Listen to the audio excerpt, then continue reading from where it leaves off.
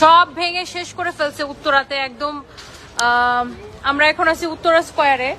So একদম নতুন একটা মার্কেট, এবং এই মার্কেটের ফার্স্ট শোরুমটা আমি নিছিলাম।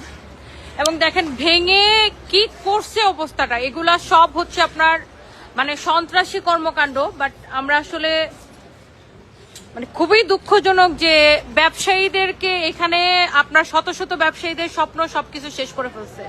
দেখেন কি অবস্থা, ভেঙে একদম শেষ করে ফেলছে। লুটপাট, ভাঙচুর, দোকানপাট ভেঙে সবকিছু জিনিসপত্র নিয়ে গেছে।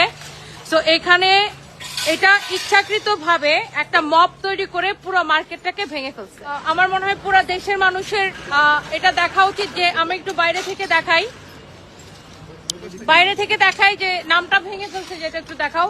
এইটার দেখেন, চিন্তা করেন একটা মার্কেটে এখন ঈদের সময়, আপনারা চিন্তা করেন একটা মার্কেটে ঈদের সময় কি পরিমাণ কাস্টমার থাকে, এবং পুরা মার্কেটের সামনে যখন এইভাবে ভাঙচুর হয়, এখানে শুধু দোকানদাররা না, এখানে কিন্তু কাস্টমাররাও ক্ষতিগ্রস্ত।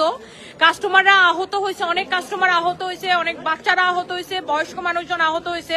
তো এইটা সবার জন্য লাইফ রিস্ক, শুধুমাত্র যে দোকানদার বা মার্কেট মালিক বা দোকান মালিক তারা কিন্তু না, সাথে